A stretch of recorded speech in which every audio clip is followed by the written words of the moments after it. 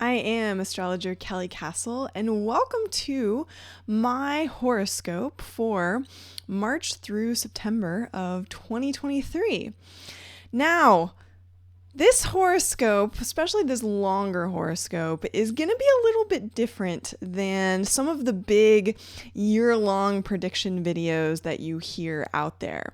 There are already many very well-established astrologers, channelers, psychics out there that put out their yearly or half-yearly video about big predictions for the collective.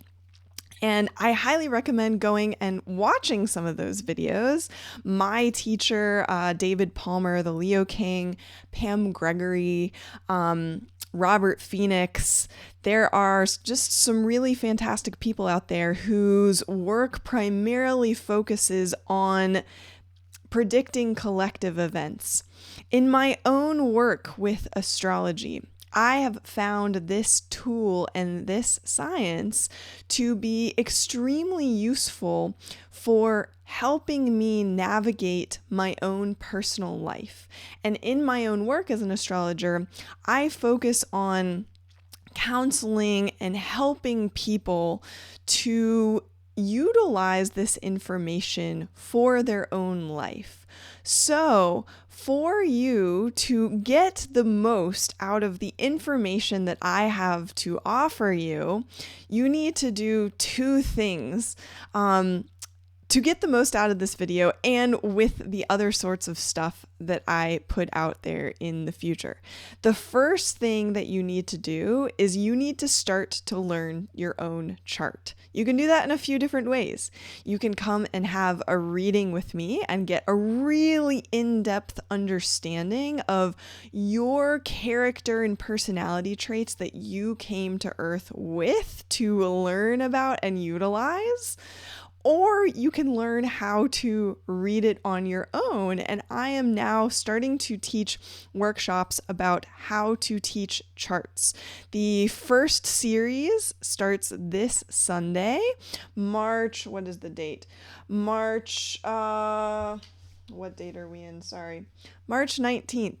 Sunday, March 19th is the first workshop I am offering, learning how to read your basic natal birth chart. Think of it this way. Right now, when you hear a lot of people say, "Oh, I know my sun, moon, and rising." For me as an astrologer looking at a chart, that is like if I were to duck out of the frame and just show you my hand and say, "Hey, here's my hand," but not show you anything else about who I am or what I look like. Your sun, moon, and rising is only a very small part of who you are. There's a whole circle with a lot of stuff that you have to learn about what all that stuff is to learn how to utilize it. Because there's some amazing things in there, some gifts and abilities and tools you have to work with, and you just got to learn what they all are. So in workshop number 1, we're going to be learning how to read your natal birth chart. And then in workshop number 2, you're going to learn how to read transit charts, which is essentially what we're going to be talking about today in this video. Learning how the moving planets, which are going on right now, right, and continue as we just go through life and time and space, how those energies are affecting you personally. I am focusing on personal astrology as opposed to collective astrology. The collective astrology is fun. There's a lot of people that do it out there. But I'm really here to help individuals navigate their own life. So that second workshop is Sunday, April 2nd.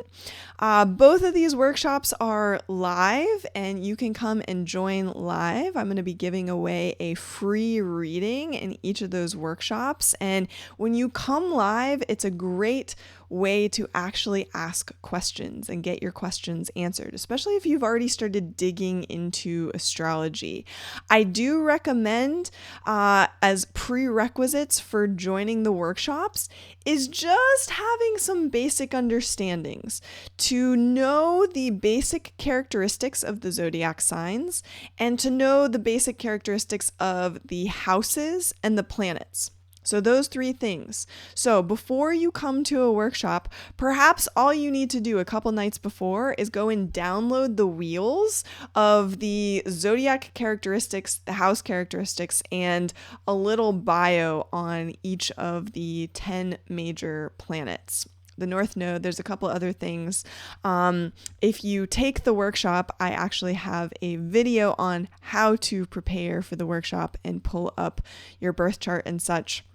So you're going to have lots of information. Those workshops are also going to be available for purchase after the dates of the live workshops. And I will actually show you here. So if you come to my Instagram page, this is the easiest place that you can access my Linktree, or it's just Linktree/Kelly Kasle, my name. Click here. Okay. Go to my Linktree. You can see all of my fun stuff that I have available. By the way, I'm starting to blog and write quite a bit more these days. I'm putting out an article basically every other week for the next couple of months. So just check that out. A lot of cool astrology stuff, learning how to do this sort of stuff yourself. But you can either come here to see my upcoming events and workshops, or I have the workshop page up here right now and the landing page where you can come and sign up right here. You can sign up for the bundle for both weekends and get a discounted price, or if you want to come and just sign up for one at a time, you can come down here too. So all of that information is there. And then if you have already started learning how to read your charts, or if you come and take my workshop, part of learning how to do astrology is then actually doing astrology and actually working with charts and doing it. Astrology is much more of a verb. It's like playing an instrument. You actually have to pick up the instrument and play it. You got to actually work with the astrology. So as I start running these workshops, I'm going to be running free guided practice sessions where I come in to a live Zoom room, and anyone that wants to come and practice reading charts, I'm not going to be teaching in these sessions, but I am going to be guiding you through and helping you as you are practicing out loud. Let's say you want to start reading charts for your friends, or you're even interested in becoming a professional astrologer, starting to read charts and get paid for it. You can come in and practice reading either natal birth charts, or as you learn how to read transit charts, you start making predictions about people's lives. That's where the fun really begins. We're going to be doing practice sessions on reading transit charts specifically as well.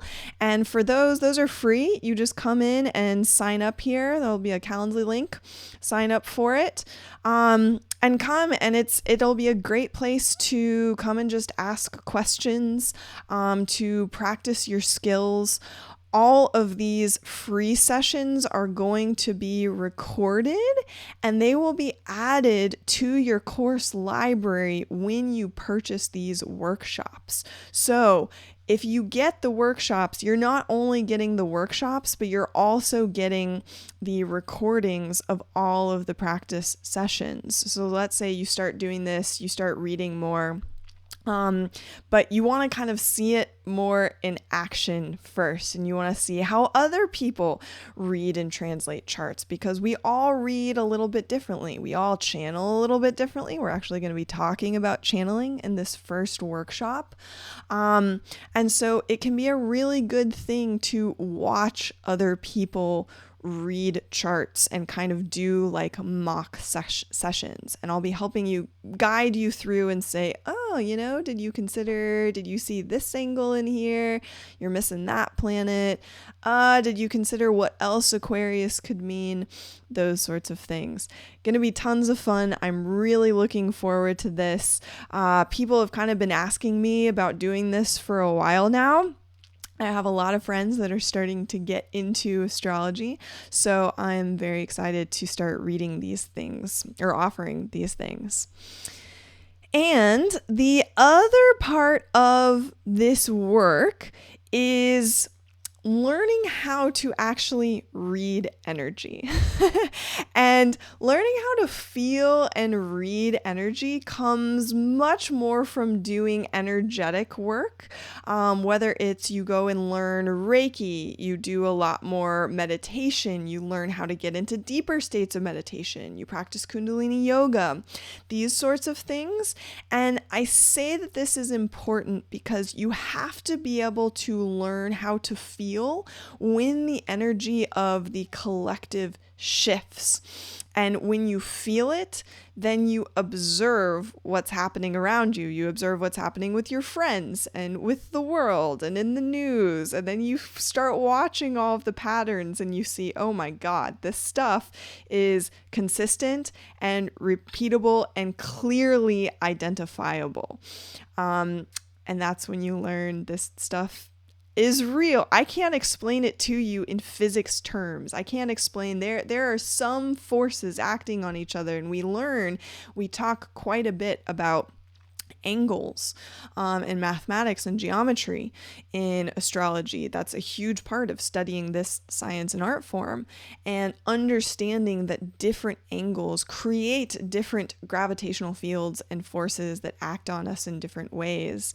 So if you enjoy thinking in those terms and thinking about math and science, putting it together with history and psychology, then this art form is definitely for you.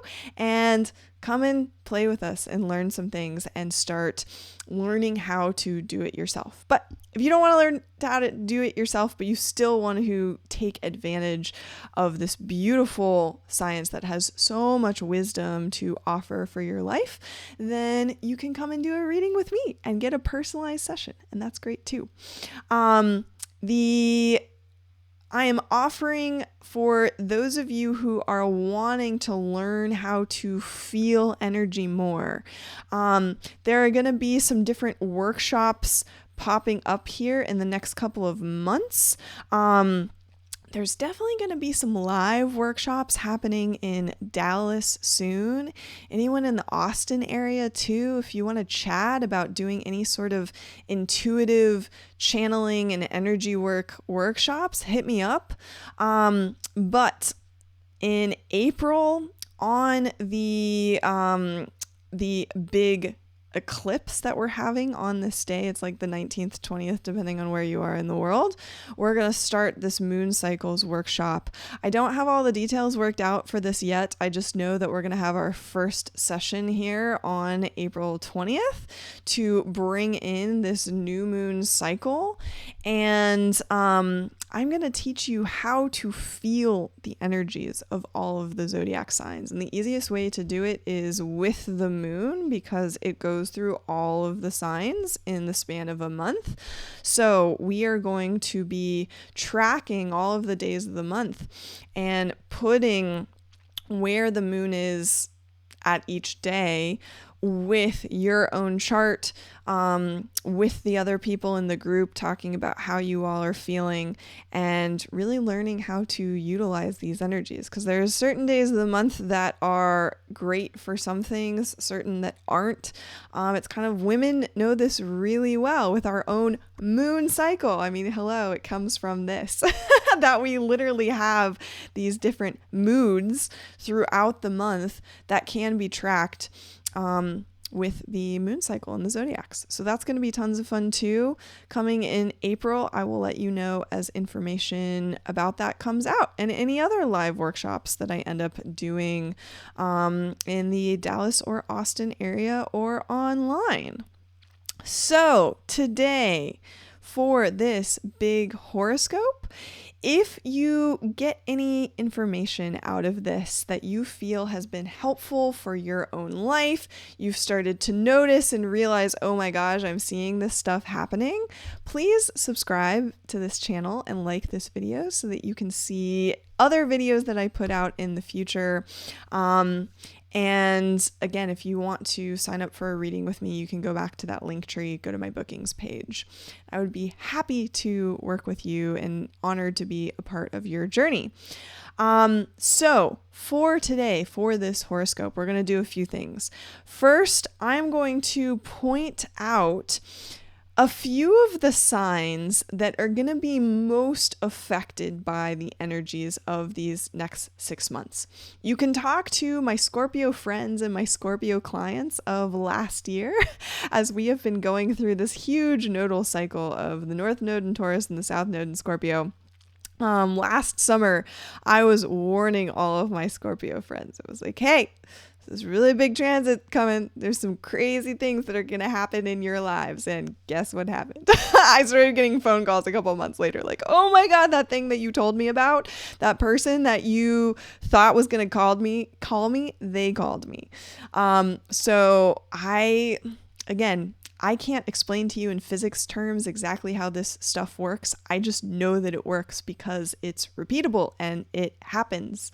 So I'm going to put out just some feelers about who needs to be paying attention for these next 6 months. This is again why I do the planning ahead sessions, that once you have learned your own natal birth chart, either in a session with me or by learning how to read your chart yourself, then you go through the transit charts and you go through, I recommend doing it 6 months at a time, saying, okay, for these next 6 months, how is all this stuff going to kind of affect me? For some of you, you're going to have a pretty easy next 6 months. There's not going to be really anything big that comes up. But for some of you, there's going to be some really big changes in life. And I am someone who loves to prepare personally. I would much rather be prepared for some of this stuff than just going into some huge life change or transition blindsided. So that is what I am here to help you do. So we're going to go through that, and then I'm going to take you through like 3 or 4 days in each month where I'd like you to mark your calendars. And when we get to those days, see what sorts of shifts you feel in your own life. Do you feel a shift in the energy? Can you feel a shift in the collective energy? To really see what happens. This is where astrology gets really fun, is when you make these predictions and you see what happens. And I just like to remind you all, I'll even show you the chart as we do this, which we're going to talk about. And I'm going to be showing you this whole chart because I want you to get used to seeing this and that this is the new normal. Please, if you have CoStar, it's time to delete it and get that off your phone. It's not real astrology. I'm sorry. It's not going to give you very much helpful information. You have to look at the whole picture, just like in health now. There are so many wonderful healers out there that can help you specifically figure out exactly for you what is going on energetically from a holistic perspective and how all of your organs are connected. You need to do that for your life as well, which is why we need to look at the whole thing, not just one thing, not just your sun, not just your Venus. You got to learn how it all connects. So with this, by the way, this is what we would be learning how to read and look at in this workshop number 1 on Sunday, March 19th. Okay, coming back to this guy here. So, as I pull up my notes here. Okay, for these next 6 months, collectively, when I'm talking about looking at a chart, we look at the big planets that are far away, the ones that we cannot see with our physical eye. Everything in astrology is a mirror at a higher macro level, right? Science knows this, that everything is a mirror and a reflection of each other. You can reflect up to bigger systems, to the cosmos, and you can reflect down into microsystems, like microorganisms and cells, and see that they have very similar functions and ecosystems as humans on Earth. It all is just a big reflection. So we can study the planets and the signs and realize that they are all just reflections and mirrors of parts of who we really are. And every zodiac sign, the personality traits and characteristics of all of this, the energetic fields that we move through. I like to say it's like you're going through different terrains on Earth. It's like you go from being in the ocean to being in a desert to being in a happy wooded area. These are like the different signs, right? Now, to each of these signs, there is a higher perspective that you can utilize and take. And then there's also a lower perspective that's more destructive to yourself. So even if you look at this work through more of a psychological lens or just a teaching lens, what can I learn? What lessons can I learn from each of the signs? From Pisces, for example, I can learn true compassion and unconditional love. I can learn what that feels like, what that really means. I can learn what it means to be connected to all, to the collective. From Aries, I can learn what it means to identify and craft a healthy ego, a healthy self-identity. From Taurus, I can learn what quality means. On the more egotistical side of that, the destructive side of that, being very greedy. So for each of these signs, even if you just want to study this to learn more about psychology and learn more about constructive or destructive activities and ways of being in the world, that's another way that you can look at it. If you don't want to do the predictive work and that sort of stuff, totally fine. But if you're someone like me who I didn't really grow up with a religious background and I didn't grow up having spiritual lessons about life and what it could look like and what it could mean to be a really good person, a constructive person, someone who adds value to a society, and looking at it through these spiritual universal teachings. If you just want to study this to learn some of these teachings because you don't identify with a specific religion like Christianity or Islam or Buddhism, but you just want to study the teachings of what these have, these signs, the planets, some of the greatest astrologers of our world, like Plato and Nostradamus, and all of these figures, just what they had to teach about being a good person on Earth, have tons of insights for your life, even if you don't want to look at it through the more astrological lens, and that's fine too. Okay, but collectively, what we are going to be dealing with for this next year really are the outer planets that we can't see with our naked eye. The first couple of planets that we can really have more of effect on our personal beings. They are what is seen, what is known. Again, the whole mirror reflection thing, you have to learn a lot about symbolism learning this art. And actually, if you're a very visual learner and you learn what these symbols represent, you can start putting together the stories pretty quickly of how we understand this stuff. So the planets that we cannot see with our naked eye, which are impacting more of our internal reality over a much longer span of time, because they're far away, they take a long time to move through a sign, we're going to see the results of how those planets are changing our world over a much longer span of time. We're not just going to see it and feel it instantly like we do with this Mars that's moving through Gemini since October. Then it's going to start moving quickly because it went through a retrograde and Gemini, so it was there for a long, long time. Okay, but collectively, Pluto is moving into Aquarius at the end of March.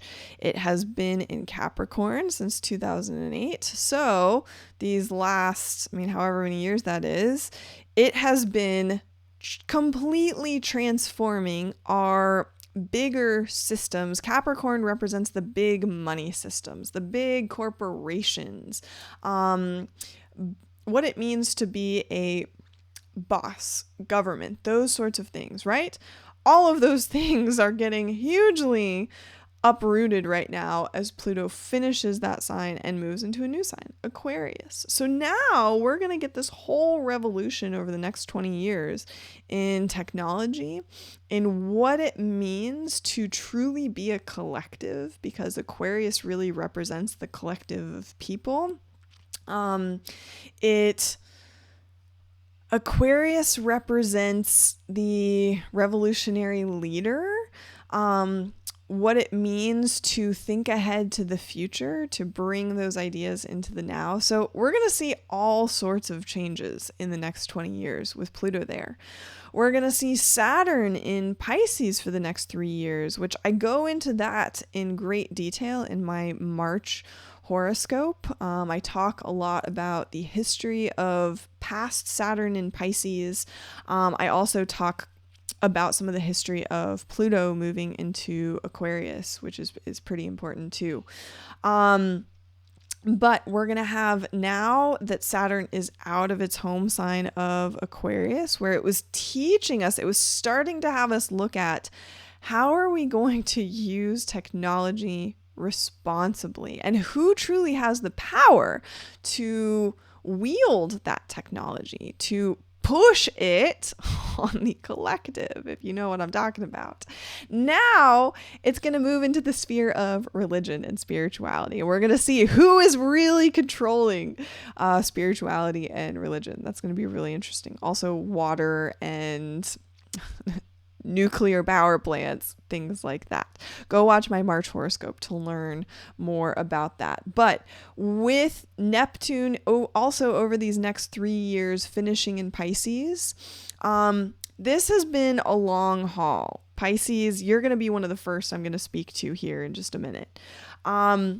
We are really getting to know the lessons that Pisces has to offer us, which again is unconditional love, true compassion, feeling what it means to connect to all things, what it means to connect to your spiritual self, which is essentially the connection to the universe. What is my relationship with the universe? So we're all learning those lessons right now.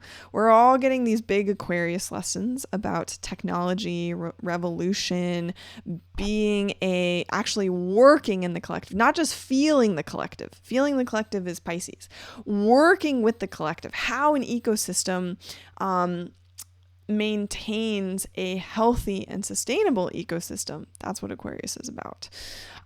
We're also learning a lot of Aries lessons right now. There's a lot of pain coming up in our identity, right? And once Neptune gets into Aries in 3 years, we're going to see a lot of big leaders come out. We're going to see who are the true leaders. Right now we are in Pisces swampy land, so there is no true leaders. There is no true identity of anything right now. All of that is super murky, including in our own selves, right? I know I've been in a season, Chiron is sitting on top of my progressed sun as well, which has just been God, all these wounds coming up in like my own identity, career identity, depends on where it is, what house it is in your chart. So wherever Aries shows up in your chart, which we'll be talking about this in the workshop, this is where you're healing some sort of wound right now, some sort of identity wound. So we're all healing identity wounds. We're all kind of figuring out, okay, in this new earth, in these new energies, who do I want to be? And what do I truly want? For most of us, what we wanted 5 years ago is very different than what we want now. Aries is all about identifying what you want and who you are to go and get what you want, who you need to be to go and get what you want. And we're all healing all of these identity wounds right now. It's going to be a big theme for the next couple of years.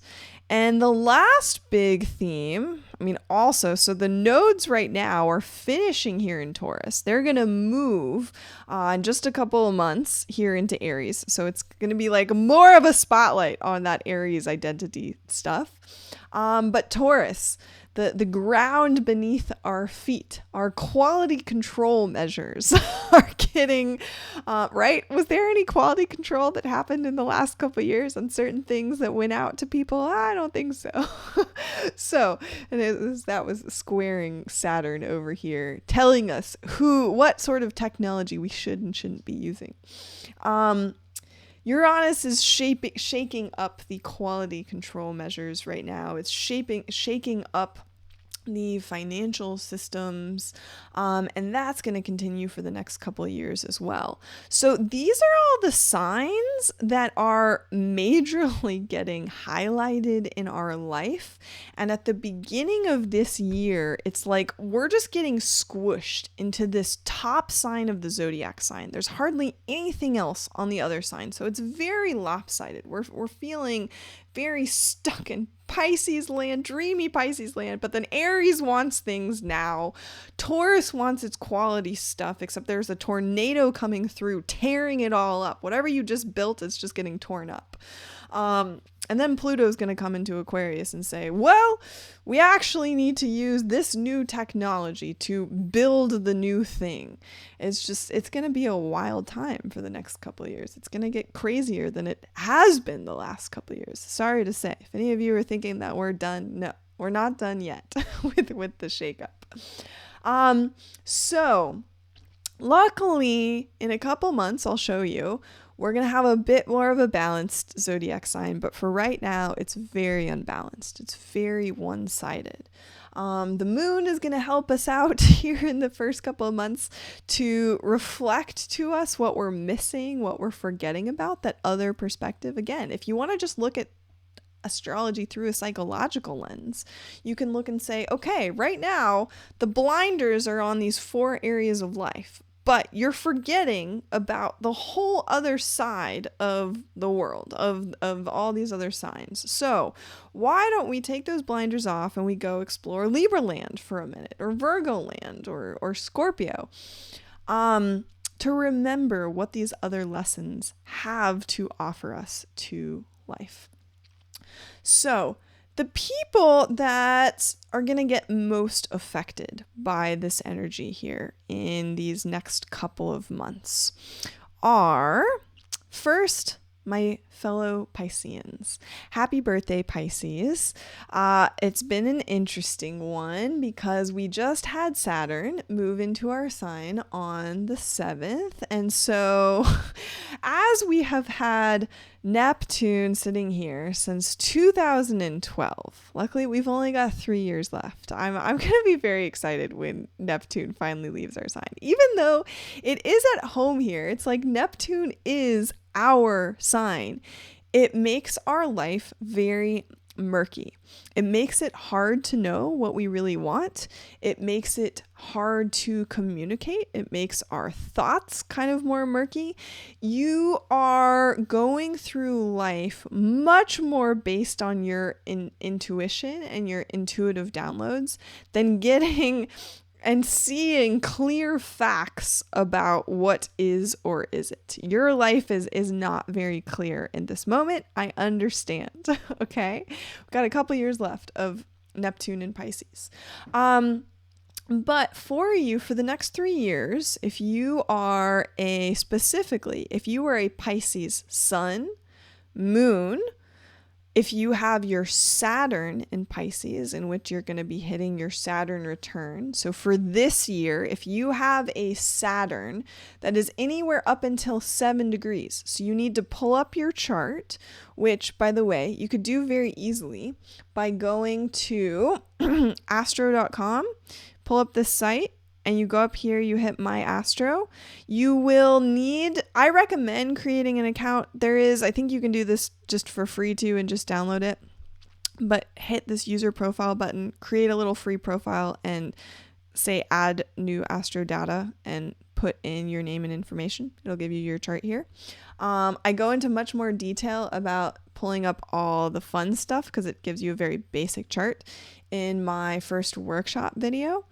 But okay, for Pisces, you need to know what house your sun is in. Your sun, your moon. If you're a Pisces Saturn return, you need to know what area of life this Saturn return is about to come through and kind of like smack you in the ass and say, it's time to grow up in this area of life. So for my Saturn return folks, that is if you are hitting like 29 years old, figure this information out. Know where changes are going to come, where to set up support in that area of life. And as Saturn comes over, like if you are a sun, a moon, or even an ascendant, a Pisces ascendant, in which case Pluto is going to be coming through your 12th. That's actually not necessarily a terrible one. I've known a lot of people with Pluto going through their 12th lately, the Aquarians. But as Saturn comes over your sun, your moon, and your ascendant, you're going to feel like you're going to get squeezed. You're going to feel like there is some force coming down and saying, nope, I'm going to box you in here. Nope, you're going to be limited here. It's going to feel very limiting. I don't want you to think of this as a bad thing. I want you to pretend like you are a diamond being put into a kiln to be, pretend like you're a rock down in the earth and you're turning into a diamond and you're getting squished by all of the layers of the earth, by all of the heat, and you're going to come out as a diamond. That is what Saturn is going to do to you. It is going to squeeze you. It is going to squeeze out any of the subconscious stuff that is stuck in there that is preventing you, blocking you from getting to where you want to go. This is where astrology marries and goes really well with all of the subconscious reprogramming work. You can clearly see and identify what your subconscious programming is in your astrology and then go and say, okay, I need to go and do some NLP work or some hypnosis work and reprogram that stuff. I don't need that stuff running in my head anymore. Remember, Pisces rules the subconscious. It rules your mental health. We do not want to be getting put into mental institutions during this time. Saturn in Pisces is going to put a lot of people in prison. It's going to bring a lot of drug overdoses, and it's going to put a lot of people in mental institutions. So please, please, please, through these next 3 years of Saturn in Pisces with Neptune there, making Neptune in Pisces is like putting an opioid haze over everyone. And Icarus is there. Icarus is the boy who thinks he can fly to the sun. It's going to create some mental health chaos for the next couple of years. This is also why, think about with the psychedelics revolution that's happening right now. This is exactly what happened leading into the 60s. The early 60s was Saturn going through Pisces, and then boom, it hits Aries, an explosion of the psychedelics boom. This is what's happening right now too. Who is going to control Saturn? The psychedelics, Pisces. We're going to see that battle get hashed out here over the next 3 years. So Pisces, what is going to feel really good is if we are looking at solar astrology, when Saturn here was in Aquarius, it was moving through our 12th house. It was really stirring up a lot of our, how we feel connected to the collective and the subconscious stuff about, oh my God, I need to go and help people. But actually to do that, I need to help myself first and not escape this reality that I feel stuck in, but It's again, Pisces is the fish in the fishbowl. You actually can't get out. You actually just have to accept where you are and accept that you can change whatever's in your fishbowl. You're still going to be in the fishbowl here on Earth, but you can put in a new little toy or a new castle. If you want to change the color of the water, you can change the things, but you're still going to be stuck here. So it's going to feel good once Saturn passes over your sun. It's going to feel much better, but yeah, we're going to get a little bit of a squeeze. And Mars finally, oh my God, who else? If you're a Pisces sun, raise your hand if you have been feeling the mental health squeeze with Saturn has been squaring us since Halloween. I know in my own life, this transit has really rocked the boat for me personally. So for all of my Pisces out there, we're finally going to be getting out of this square. Squares cause a lot of tension. They're really uncomfortable. It's like, I like to explain it like, if you have a really sharp kitchen counter corner and you walk by it and you scrape yourself, as opposed to if there's like a really nice smooth marble corner that you kind of bump, but you're like, oh, okay. But no, really tough corner and you scrape yourself. That's what a square feels like in astrology. So Pisces, hang in there. Work on your subconscious mental health stuff and you will get through this. The next sign that I am most concerned about, that I've seen started popping up in my life, are my lovely fiery Aries. I know with Chiron in your sign, this is not the most comfortable transit. And we've got a couple more years of Chiron sitting on top of your sun at some point. Remember, Chiron is the centaur who was the wounded healer. I have a photo of him here. And we just had in the last couple days, we had, so let's see where we were. So I started here at March 7th. Okay, in this photo that we're even, let me do days here, that we are looking at, okay, Jupiter, which day is this? Here we go, March 10th. Okay, Jupiter and Chiron meet up here in Aries. This meeting right here is this photo that we're looking at. So this is Zeus. Zeus granted Chiron the right to give his immortality to Prometheus. So this is what is being portrayed here. Chiron said, I'm wounded. He got accidentally shot by a poisonous arrow, but he was immortal, so he couldn't die. So he was just living with all of this pain. He said, you know what? I have taught all of you young gods for a long time now. I've done my job. Prometheus, I'm going to grant you my immortality. I would like to die. And Zeus made Chiron a constellation in the sky that people could still use his energy to be guided by. And look, people loved Chiron, okay? This was like a really big deal, but this was a really sad moment because it was the teacher, dying and healing, which that death for him was a big healing. So right now, we're all experiencing, but especially you Aries out there, are experiencing some identity wound. You need to look what house your sun is in. Or even if this is your rising, if you're an Aries rising, you are having some sort of identity wound issue right now, and it's getting as exasperated with Jupiter there, Zeus there, expanding everything, making everything much bigger than it really is, but that's what Jupiter does. So for you, just as I was talking to the Pisces people, if you're a Aries sun or an Aries ascendant, Saturn is now going to be going through your 12th house. So now you're going to be dealing with some subconscious stuff, especially even since it's in Pisces, connected to your beliefs about your spirituality, how you use spirituality in your life, and whatever this house is for you, whatever Pisces is for you.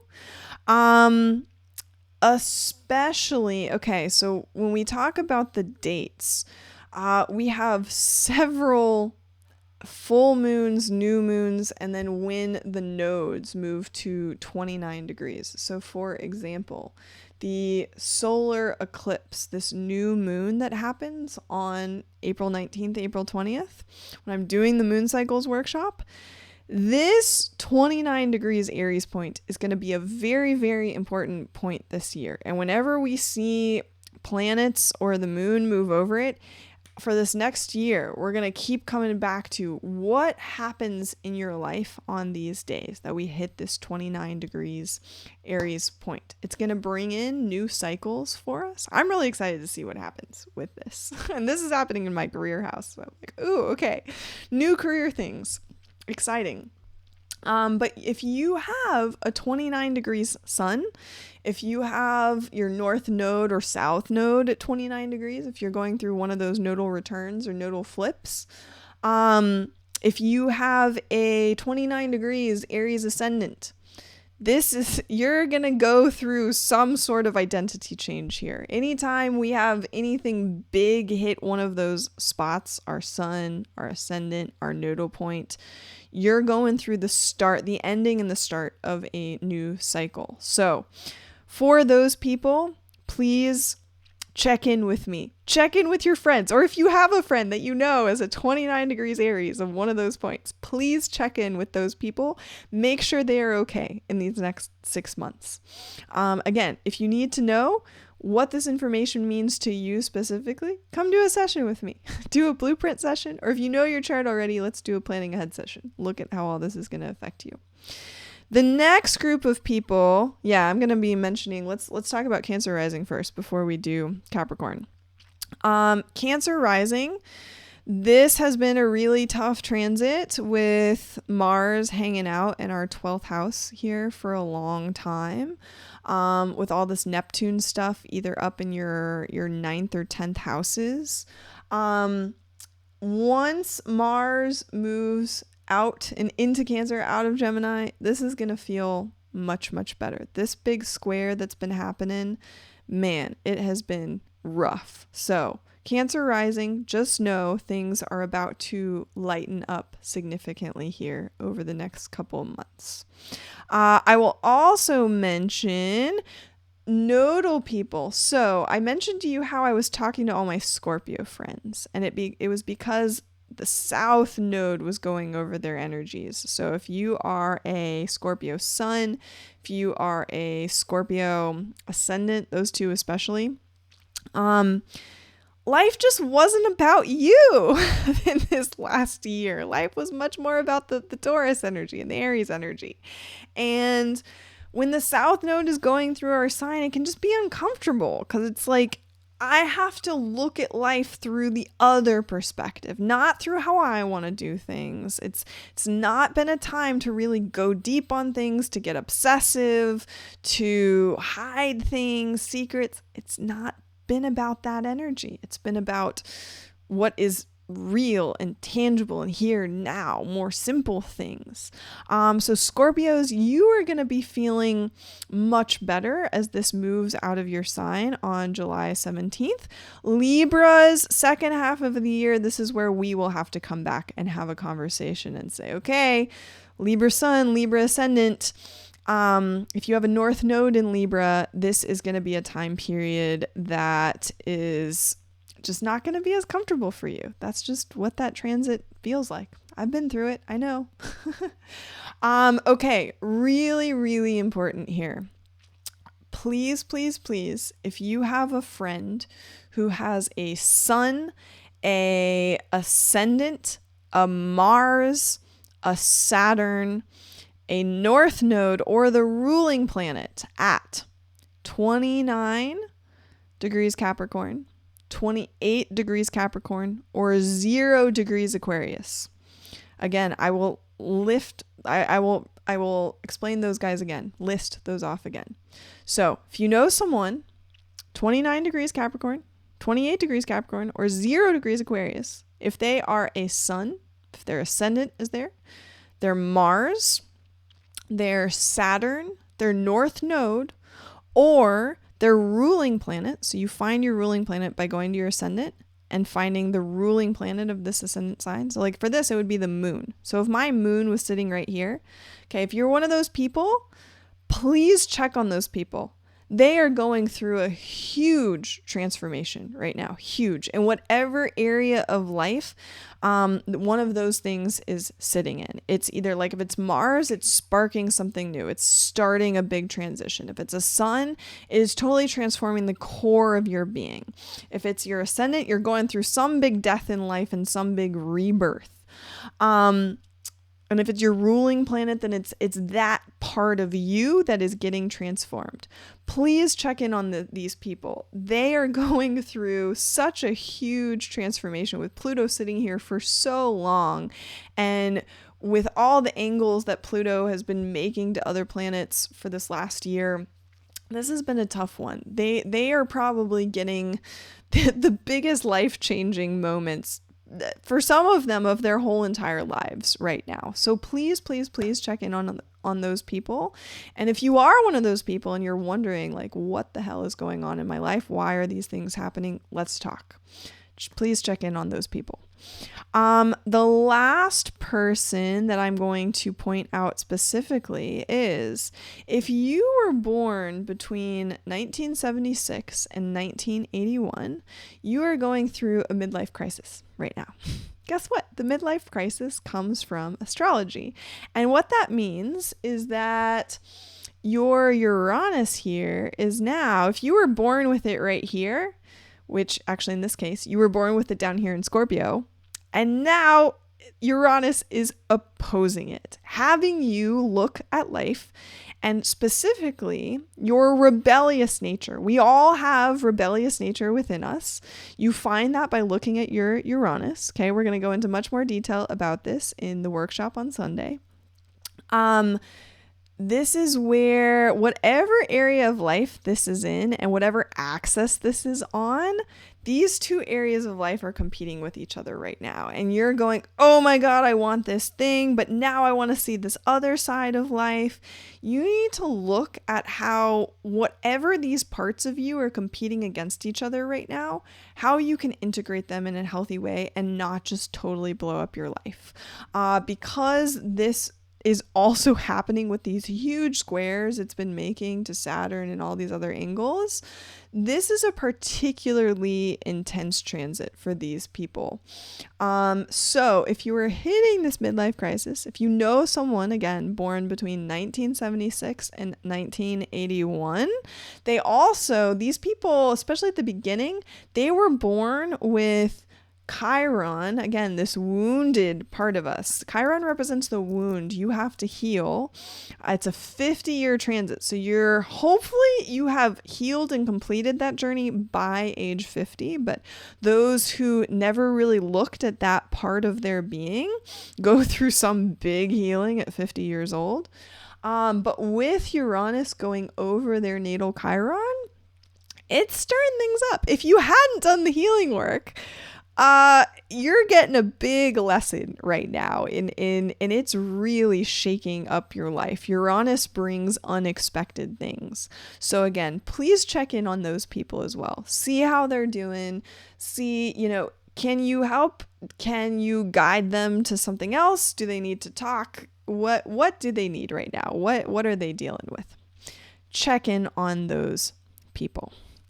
Okay. Those are the people that I have my biggest red flags out for the next 6 months. Please check in on those people, see how they're doing. And if they are going through big transformations and such, feel free to send them my way and we can talk and see where do we need to integrate these different parts of our personalities. So now to take you through the next couple of months. And I just want to point out some of the big days to look out for in these next couple months. So we started the horoscope when Saturn moved into Pisces here on March 7th. As we move through this month, we already talked about how we have all of this Aries energy. Even Venus is sitting here for a while through March. We're going to have this big, so let's see, I'm recording this on the 14th. How close are we? Yeah, so we're almost there. Okay. We have Sun and Neptune and Mercury all meeting up on the 16th. Really magical day. I mean, if you catch these days and you utilize the Piscean energy and you do some sort of ceremony on these days that has a lot of intentions, you are in truly a safe and supported environment with people who can truly support you. Capitalize on Sun, Neptune, tons of Pisces days. Great days to go and have some sort of magical, mystical experience. Also, totally terrible day to go and do some sort of drugs or go and party and stuff. And that's when really bad things can happen. Things can go super south. I think that the most predictions I have made have been when people have ended up having like bad trips or bad party days and really bad things happen. Please don't do that. Please take my warnings and take care of yourself on these sorts of days. Yeah, I don't want to get those 5 a.m. calls saying that you got robbed and stabbed and need to get pulled out of prison or something. Please take care of yourself on those days. Because I literally have had that happen and I gave out warnings and they didn't listen. And this is what happens. So please take the warnings. Okay.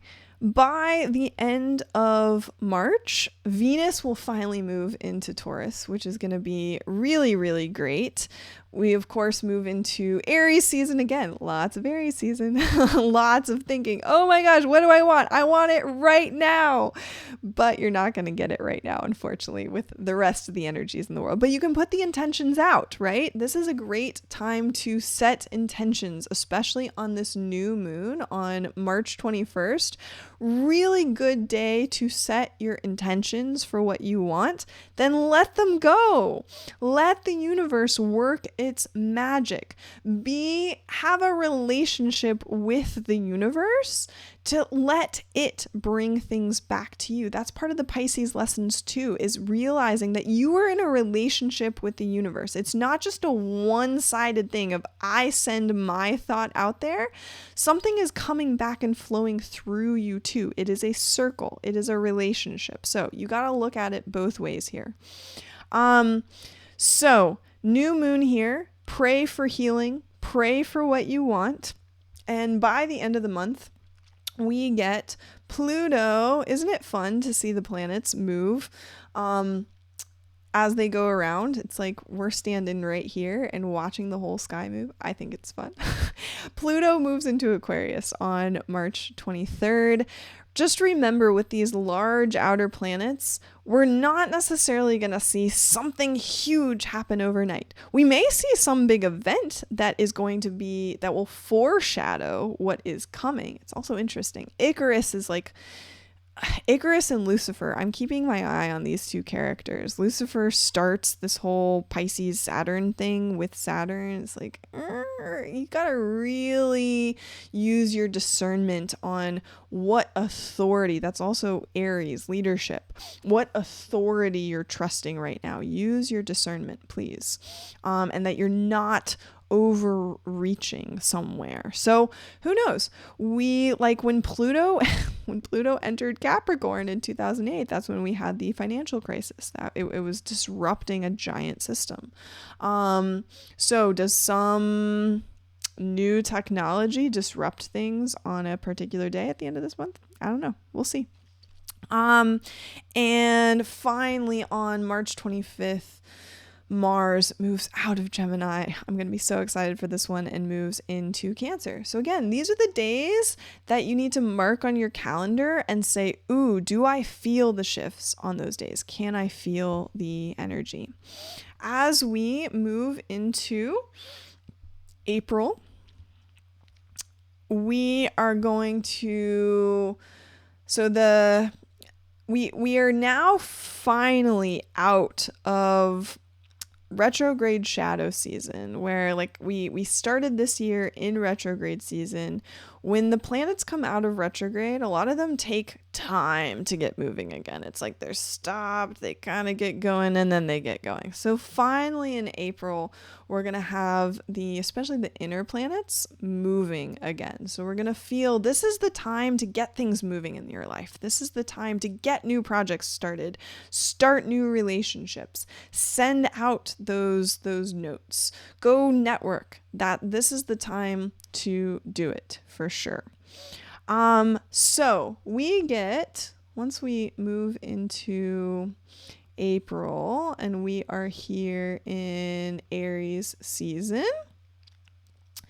on April 11th, we get Sun-Jupiter Day. Sun-Jupiter days are super lucky days. It's like the two big bright lights and big powers coming together. So mark this day down. Look at what area is 21 degrees of Aries in your chart. What house is that? Again, if you don't know how to read this stuff, come to my workshop. We'll look and see. And there's a lot of really good energy. There's also some disrupting energy on this day. Venus is going to move into Gemini. Pluto is trining Venus there. Saturn's squaring Venus. So who knows? There could be some weird Gemini stuff going on that day. But it could be a really lucky day too. So let's see what happens. And then again, okay, Aries stuff that's coming up. Aries stuff coming up really big. Identity stuff. You need to know what Aries is in your own chart. We have the new moon in Aries. This solar eclipse at 29 degrees, which actually I already have this chart pulled up here.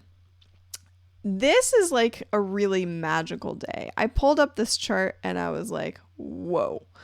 We have this new moon, this sun and new moon at 29 degrees. We call this an anaretic degree, which is a really funny word, right? Kind of sounds like an intense, extreme word. Exactly trining Regulus. And if you were born, before like 2018, it was only recently that Regulus moved into Virgo. But for the majority of us watching this, we were born with Regulus at 29 degrees of Leo. So it is going to be exactly trining this Regulus. We also have Venus sitting with Aldebaran, Archangel Michael. We have Mercury meeting up with Uranus, bringing some big news, some out there news to us. And to kind of stir things up, we have Pluto also squaring this new moon. So something is going to get stirred up on this day, but Mars here is meeting up with Sirius in this next 24 hours. So we've got all of this very supportive, very angelic, protective energy with us as something gets stirred up here. This is going to start some big news cycle in the world.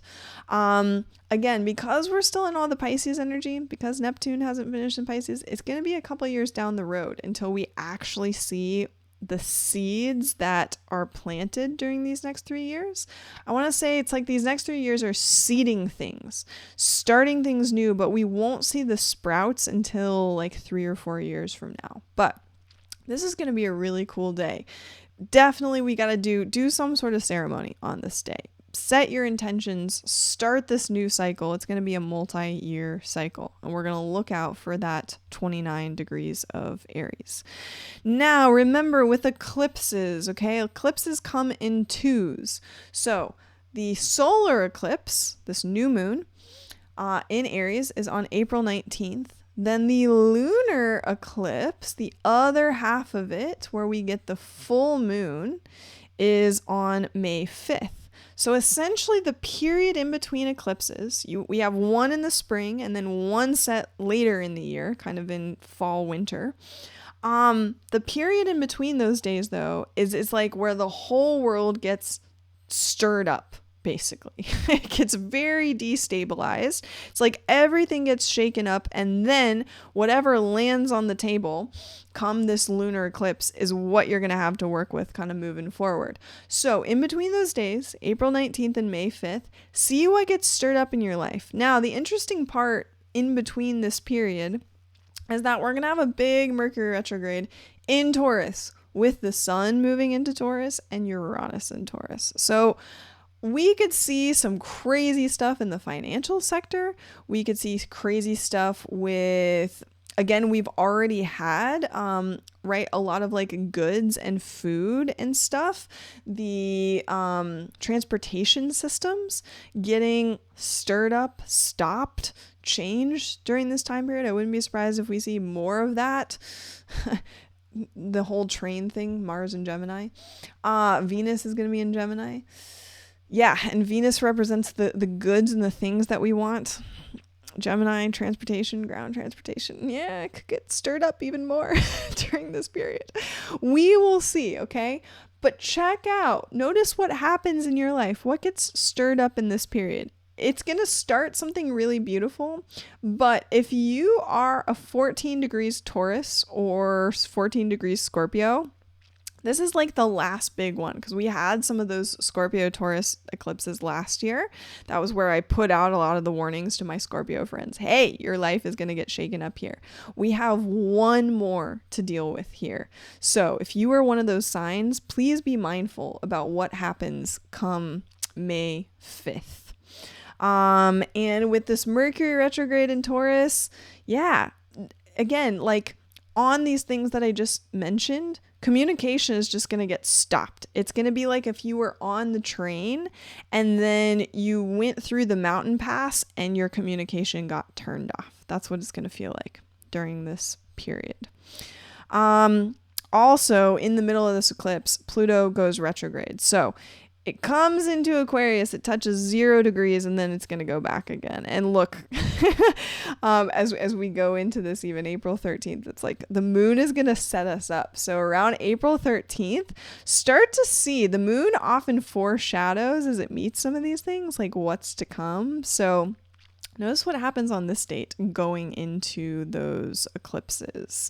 So that's April is really like setting us up for and then going through eclipse season. As we come into May, okay, so we started off with Pluto going retrograde. We get that big full moon, so we're going to reflect on what happened during that eclipse period. The sun meets with Uranus a couple days later. Man, a lot is going to get stirred up at the beginning of May. We'll have to watch and see. After Mercury will finally go direct, at the beginning of May, things are just going to get majorly stirred up. I wouldn't be surprised if it's a very chaotic time as we go into this spring. It's like all of a sudden, all the plants come up, but new crazy plants that you don't quite know how to work with come up. Or maybe they're poisonous and who knows?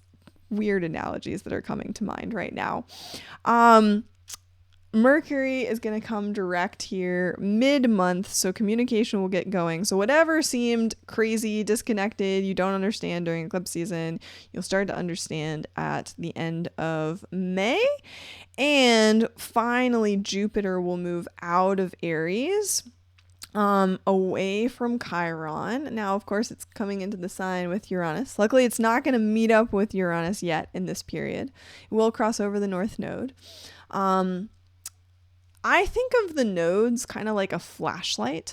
They're not a planetary body that necessarily activate things, but they shine a light on that area of life and our collective and our personal life. So it's kind of like, ooh, I need to look in this closet. I need to look in a Taurus closet right now to see what's in there. What is the state of that part of my being in life?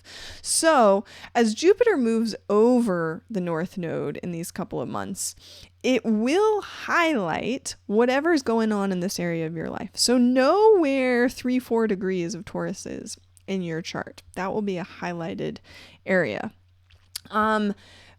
with all this Aries energy, when Jupiter was here in March and April, things are going to feel like very fast communication, fast stuff happening, wanting things now. That urge is going to go away as soon as it goes into Taurus. Jupiter does not like to be in Taurus. Taurus is heavy and slow, and Jupiter likes to expand. So it's like those two things competing against each other. So energetically, it's going to shift quite a bit. This chart is huge though. This next date to put on your calendar, May 19th. I looked at this and was like, whoa. So we have this new moon. I'll even put it back to exactly where it happens. At 28 degrees of Taurus here. So it'll happen around 11 a.m. on May 19th. We have all of these extreme degrees happening. So we have this 28 degrees happening. Okay. We just had the last one at 29 degrees of Aries. We have Mars sitting here at 29 degrees of Cancer. We have Jupiter squaring Mars now. That's going to not be so comfortable. We have Neptune working with the sun and the moon, except that it's Pisces. So it's unclear about things. It's much more intuitive and feeling. And remember though, this is going to be a good time to tap into your feminine side, to tap into your intuitive side. Again, we're going to get out of Aries. The only thing left now in Aries is going to be Chiron. You don't want to go into Chiron's land too much. Here, you're going to want to tap into your much more feminine energy, which even that Mars is in a feminine sign in Cancer here. Venus is going to be in Cancer at this point. And Pluto's going to be squaring Jupiter. Poor Jupiter. He's just going to get all these big squares. So we're not going to feel very expansive at this time. It's going to be much more about appreciating. It's going to be a good time to do gratitude journaling, appreciating the things that you have already. Send a lot of love and intention to what you already have at this new moon.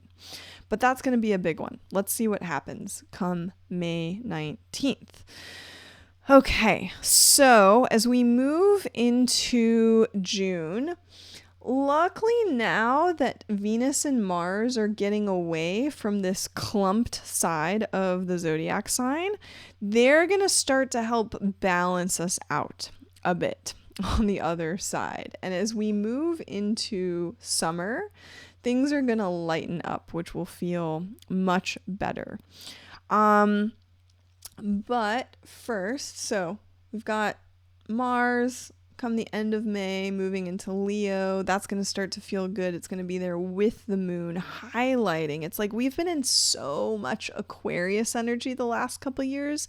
It's almost like we have forgotten where our passion is, where our heart is. We've been so focused on technology and helping the collective and like these very serious things. Saturn in Aquarius is very serious. It's not emotional at all. It's all up in the mental head, the mental think space. So finally Pluto's going to be stopped in Aquarius. So it's basically like we don't really have anything left in Aquarius. We're finally going to get to feel some of this Leo energy, and it's not going to be overshadowed by Saturn and Pluto and stuff sitting over here. Not yet. Not with Pluto retrograde. So this Leo season is going to feel really good once we get there. Come June 11th, okay, moving into this summer energy, we have Pluto is going to move back into Capricorn. So it's like, haha, I teased you that I'm getting into Aquarius, but I'm not quite ready to move into Aquarius world yet. So when this happens, anytime planets are at 29 degrees, this is when the most extreme things happen. So we could see it's like another bank failure, another big, some sort of crisis failure, some sort of big system collapsing again. We could see happen around this time. So watch for that. Now we are starting to get into retrograde season in summer. It's kind of sad that retrograde season has moved into summertime now, but we just have to live through these cycles. Luckily though, Gemini season, this will be a reflective time to see how much have you evolved since Mars went retrograde in Gemini at Halloween. You'll be able to look and use that as your meter, your measuring stick. What did I change in my life between Halloween and the beginning of June? That time period. It'll be really good to reflect back on those changes. June 17th, Saturn goes retrograde at 7 degrees Pisces. So this is where I mentioned if you are having your Saturn return, it's going to be for someone with a Saturn between 0 and 7 degrees of Pisces. And with this retrograde season, it's going to be sitting there, squeezing you, teaching you some adulting lessons. So know what areas of life those lessons are going to come in. But then finally, it is going to feel really good by the time we get to June 21st. I'm going to really look forward to this summer. This is going to be a really fun summer to go do something fun with friends, with people you want to be around, lightheartedness, just enjoying people's company and passion and heart energy. Do things that uplift your heart once we get into Cancer season and we have Mars and Venus and Leo. They never quite meet up though. We'll talk about that here in a minute. But finally here, we're going to feel like we have much more of a balanced zodiac again by the time we get to June 21st. Now, okay, June 30th. So for all these months we've been talking about, Mercury has been behind the sun. It's been trailing the sun. Mercury's now going to move ahead of the sun, and it's going to pick up on information of what is to come. People who have a Mercury ahead of their sun, their brains are always way ahead of whatever they're speaking. They'll be like, oh my God, I'm thinking of 10 things. Hold on, give me a second. Okay, I organize my thoughts, then I can speak. And that's what's going to happen once Mercury moves ahead of the sun. We're going to go and we're going to collect all this information about what is to come and bring it back to us. So we'll kind of feel a shift in that as opposed to the sun leading the way and Hermes coming behind saying, oh, all these guys back here, we're doing this and that, and this is what's happening behind you. Now it's going to be what's happening ahead of you. July 1st, Neptune goes retrograde, so we're getting everything slowing down again as we move through summertime. By July 10th, Mars is going to move into Virgo, and Venus will have never caught up with Mars. If you know the mythology behind Mars and Venus, they are lovers. They are secret lovers. And Mars catches Venus. Venus lets Mars catch him. But in this case, Venus does not catch Mars, and Mars is way ahead. Mars is just going on his way. So we are going to get a chance once Venus goes retrograde here. I think it's at 28 degrees if I am correct. Let's pause on that for just a second. This day is going to be really interesting, July 10th, because Mars is going to meet Regulus on this day. So we have a couple big days where we get planets meeting up with these very supportive signs. It's also the day that Mars meets Pallas Athena. And in Virgo here, it's going to really highlight in our lives where we need to be of service to others, to ourselves, but especially to others, especially at a very practical level. Where do you need to go and be of service, and where can you use your creative intelligence? That's Pallas Athena. Pallas Athena is what Athens was named after. It was a female warrior who outwitted, God, I can't remember what god it was, but she won because of her creative intelligence, because of how smart she was. So this is going to be a time to do some brainstorming. How can I serve others better? What ways and what practical ways in Virgo? You'll have the support of Regulus there as well. And we get Mercury moving into Leo, kind of coming through. All this Leo energy, this passion, we'll get to reignite our heart energy through this summer season, which will feel really good. We get the new moon in Cancer on July 17th, which we passed, and the nodes will have moved into Aries there on July 17th as well. Okay, so Venus goes retrograde here at the very end of July. As we are in Leo season now, the sun will be in Leo. This is really going to be a chance to reflect on, where do I need to bring more passion to my life? Where have I been neglecting my heart, or have I been neglecting expressing my heart, my true, the desires and the passion that just comes from love and joy? It's going to be a time to reflect on that.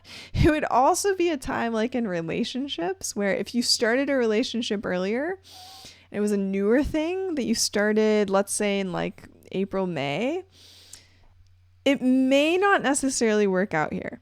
You might get a big lesson out of it, but with Mars moving ahead, that's the energy of the man leaves the woman and decides to like go on and continue on with his mission, as opposed to honoring or sticking with his heart in that moment. I know I did a session last week where I saw in this person's chart in particular, I was like, well, you know, if you want love in your life right now, you may have a really fun summer fling, but by the time we get to here, it just may not quite work out. And if it doesn't work through retrograde season, it's probably not going to last long term. So just know that.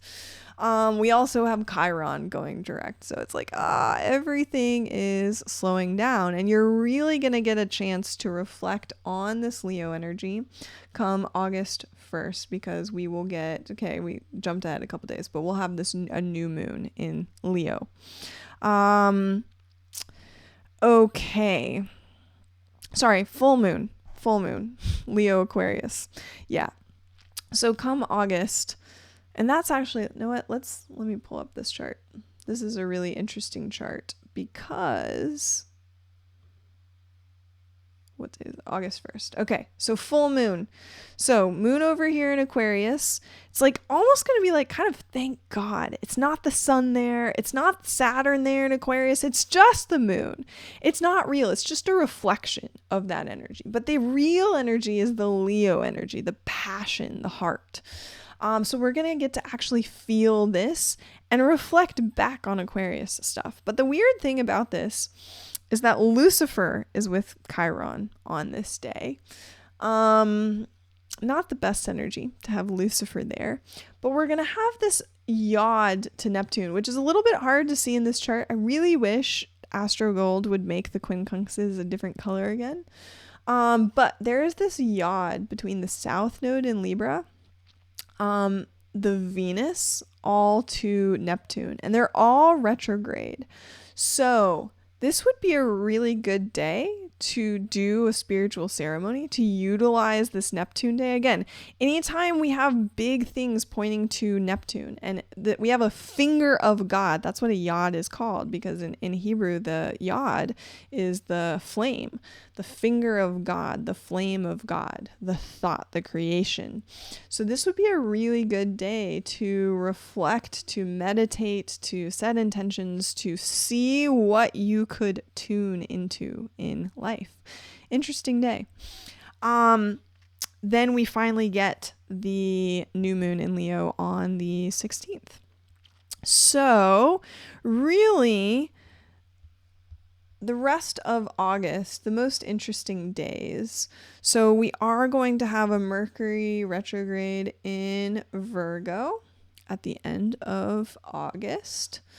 So especially if you are a Virgo, if you're a Virgo ascendant or something, your communication skills might get Actually, I would say with Virgos, okay, right? Virgos like things very clean and neat and precise. They want to know. So Virgos, during this period, I'll just like put this little shout out to you. Things might not go your way come this Mercury retrograde in particular. And don't let Mars, remember Mars is the immature part of our personality. Don't let that part come out. Don't get too boastful, too picky about things. I saw actually on Facebook recently, it was like, why does everyone hate on Virgos? I was like, I don't think everyone hates on you. I think it's that you're just too picky about things sometimes and people get annoyed with it. How many people can relate to that, to the Virgos that they know in their life? Okay, but so we have this Mercury retrograde at the very end of the month, and then Mars moves into Libra in the sign with the South Node. So we will have to be careful because the North Node in Aries is in Aries. We are, come July, moving into 18 months of much more focus on ourself and on our own identity than balancing with others. So that'll be a big thing. We'll talk more about that later on in the year, but we'll just have to see where uneven balance of powers come out whenever planets meet with the South Node energy. It's like, this is the energy we want to move away from. We want to move more towards what does strong, courageous, healthy leadership look like? Where are things out of balance? Let's see. And on this day, yeah, we have, that's going to be an interesting day. The sun will move over Pluto. It'll meet with this Saturn. So we'll kind of get to reflect also. Because we have this full moon in Pisces on the 30th here with Saturn, almost exactly. This could be a tough day. This could be a day we're going to be in a Mercury retrograde. Most of the planets, Uranus will have gone retrograde by then.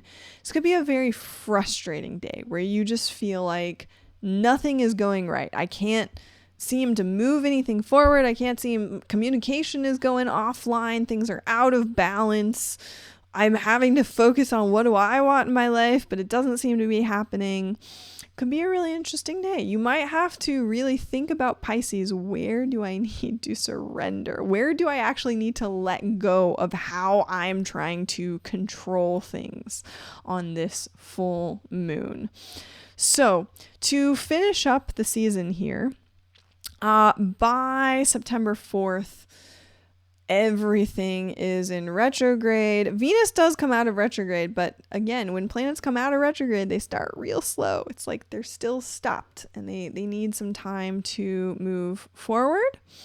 And we start off this full retrograde season with a new moon in Virgo. So whatever you learned during that Mercury retrograde here is going to come up and you'll say, okay, I learned that lesson.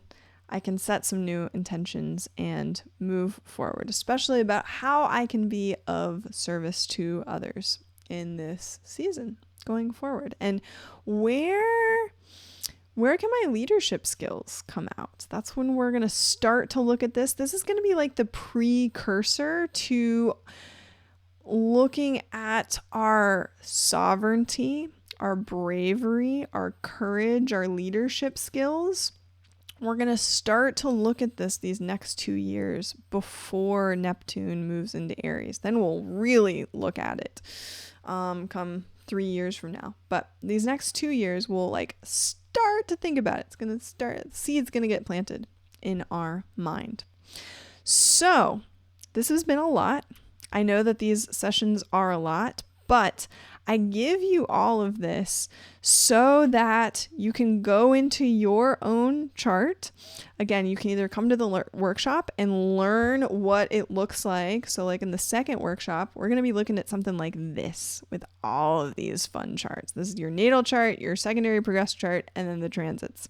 We're going to talk about how to read this, how to understand what all of this, how it's affecting you personally, how the collective energies are affecting you personally. Or come and do a session with me and I will just tell you what is going to kind of happen. What energies do you have to work with? This information is really for you to learn how to utilize for your own life. I have found so much wisdom in it for myself. And when I use it and utilize it and I heed the warnings on specific days, it really does help me out and help those that I love out. So I hope that this was helpful for you today. If you learned something, let me know in the comments below. Or if you have questions, I'm happy to answer questions. Reach out to me on Instagram. You can find me at KKASLE. Again, I am astrologer Kasle, and I look forward to meeting you in a session or a workshop very soon. Bless your beautiful life.